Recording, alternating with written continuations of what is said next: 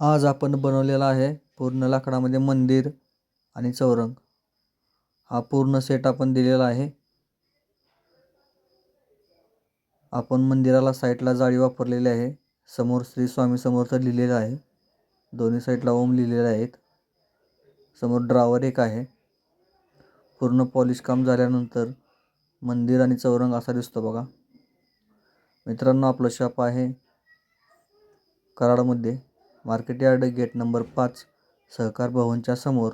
धन्यवाद।